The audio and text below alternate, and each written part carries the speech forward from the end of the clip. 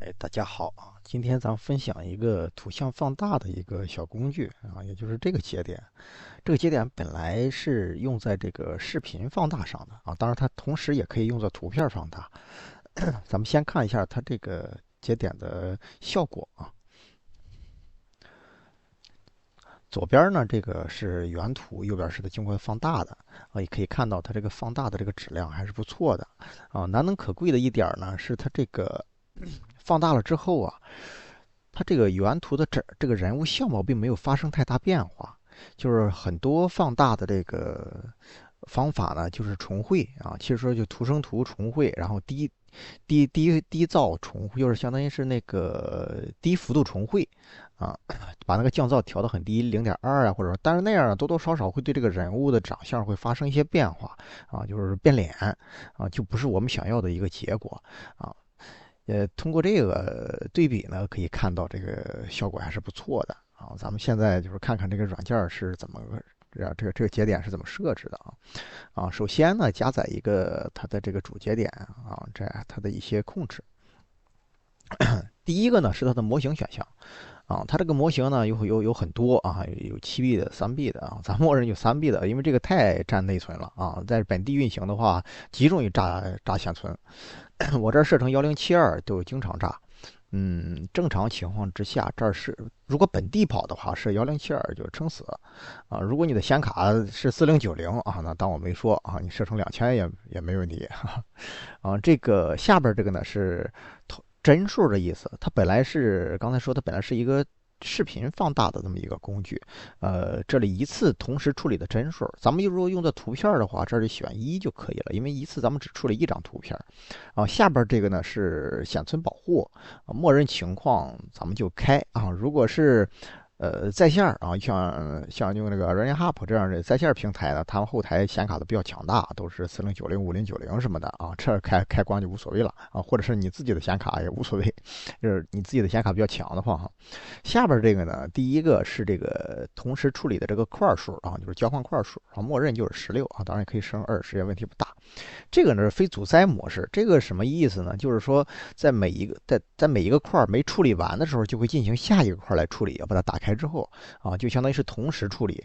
有的时候呢，如果这样的做的话呢，会造成这个图片的处理质量会稍微有点下降。但是呢，默认是开启的状态，但是大大的提升了速度，其实下降的也没多少，可以忽略不计啊。这个是其实推荐是开的，而下边这个呢，就是应该是一些显存会临时中转到内存上的类似于这样的一个功能啊，它默认就把它关了。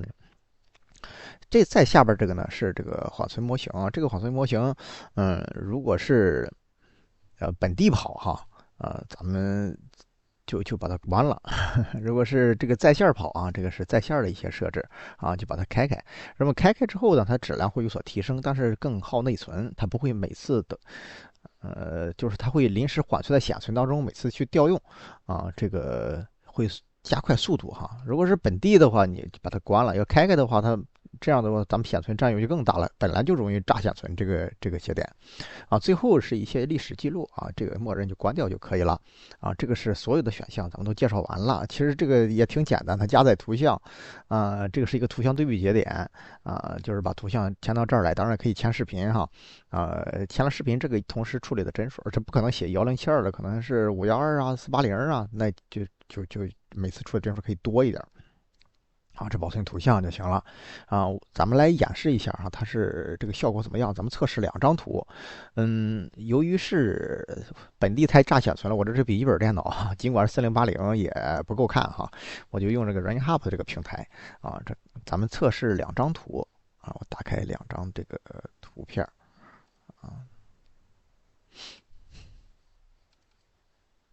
啊，先测这个第一张图啊，这个图很小，这个图是264乘以441的一个分辨率啊，这个像素啊，放大了的话，就是刚才也就是拿这张图演示，咱们刚好拿演示一下。放大看的话呢，就是这张图就很虚了啊，这个眼睛什么的细节什么几乎都没了啊，就糊成一团了啊。咱们就把这张图呢，把它拖放到这儿来啊，我这儿这是由于是在线版的嘛啊，我就放开了跑了，这直接调了个1920啊，本地不要这么干，最多调1072啥的。然后我就开始运行啊，运行这张图。啊。这个模型挺大的，这个模型我看了看，好像十来个 G，非常大。这个模型放大模型这么大的话，放大效果好一点还能接受。它这种放大方式和咱们那种低重绘还是有本质的区别的啊。它有一个专门的放大模型啊，这在下边我没下啊，这个不定多大呢。咱们是3B 的，这个现在使的是3B 的 LP8，应该是最小的，还有一个 LP16。这个加载很给力，大概10来秒吧，啊，就应该能出来了。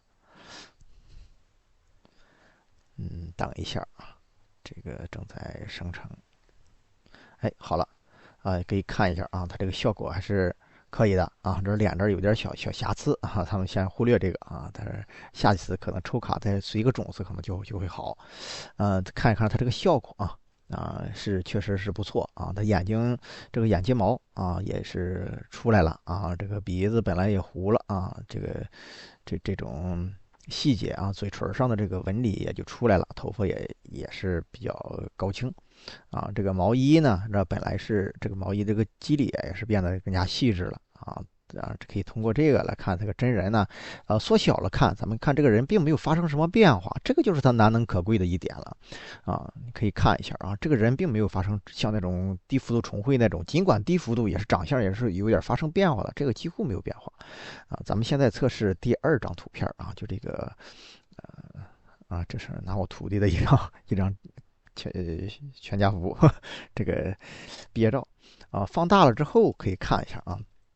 放大之后可以看这人呢，这脸基本上就崩了啊，已经分不出鼻子眼来了啊，就是这个能放大成什么样子呢？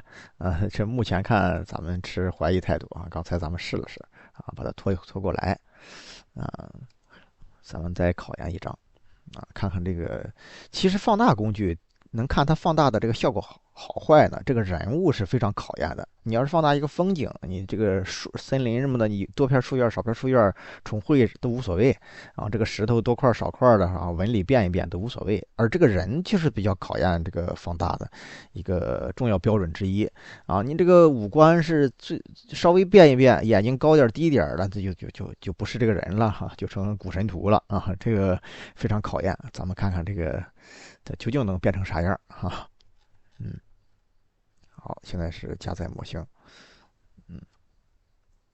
现在是在这个RunHub 平台上跑的啊，本地跑当然也可以哈。你的显卡如果是显存比较高哈，像16G 以上啊，或者12G 也行啊。12G 这儿就调大概是1072啊，最高了啊。如果是16G 呢，可能再高一点。如果是4090啊，这儿可以调到2000或者是以上啊。我是在线的啊，速度快点，调了1920。1920这个宽啊，这个是意思就是宽的意思。这个图生成出来，你看这个图是宽是这个数，高自适应它就在这个原图基础上。这个呢，它这个高它是按窄边算的啊，窄边435就会变成1920，这个长的边就会自适应。出来了啊，咱们刚好看这个对比啊。这个人物这个五官啊清晰了不少啊，这个效果不言而喻啊。这个大家可以看看这个局部啊，这个人物这个状态啊，这边还有这个可以看看原图啊，这个对比啊，这个眼镜小伙子啊，这还这个就是我徒弟啊。看看这个效果还是不错的啊。这人脸基本没有崩的啊，这个甚至有些手啊都给还原出来了啊。这个效果还是非常不错的啊。人如果能放大成这样的话，那风景我觉得就应该不在话下了。好了啊，今天这个小工具就分享到这儿啊，刚好10分钟啊，大家拜拜。